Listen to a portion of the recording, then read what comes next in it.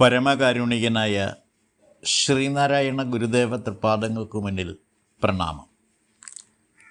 ശ്രീനാരായണ ഗുരുദേവ തൃപ്പാദങ്ങളാൽ വിരചിതമായ സദാചാരം എന്ന കൃതിയിലെ ഒന്നാമത് ശ്ലോകത്തിൻ്റെ പഠനത്തിലേക്ക് നാം പ്രവേശിക്കുകയാണ്.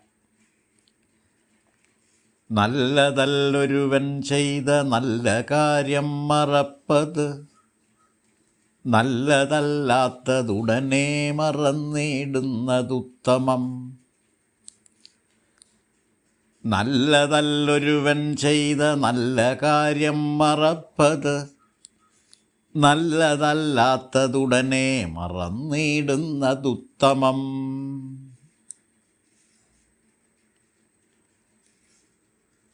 ഏതൊരാൾക്കും പെട്ടെന്ന് മനസ്സിലാകാവുന്ന ലളിത പദങ്ങളാണ് ഈ ശ്ലോകത്തിൽ കോർത്തിണക്കിയിട്ടുള്ളത്.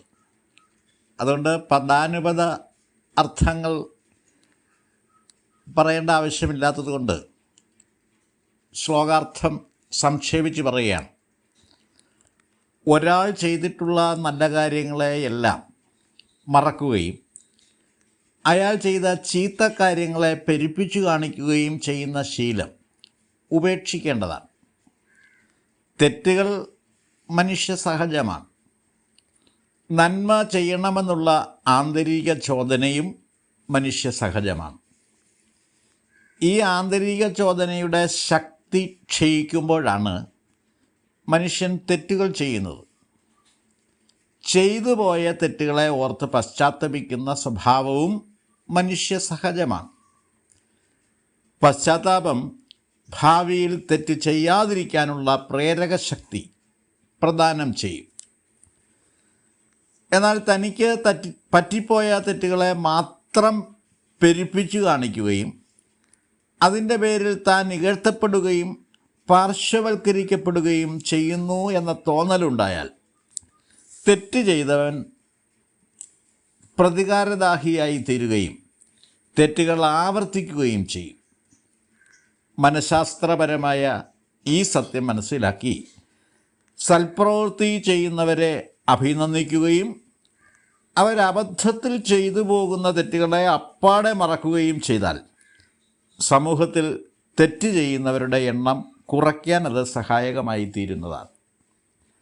സാമൂഹിക നന്മ വളർത്തിയെടുക്കാനുള്ള ഒറ്റമൂലി ഔഷധമാണ് ഗുരുവിൻ്റെ ഈ ഉപദേശം. ഏത് ദുഷ്ടനും അവൻ ചെയ്ത നല്ല കാര്യങ്ങൾ പ്രശംസിക്കപ്പെടുന്നു എന്നറിഞ്ഞാൽ അവൻ സ്വയമേവ മാനസാന്തരപ്പെടും എന്ന കാര്യത്തിൽ സംശയിക്കേണ്ടതില്ല.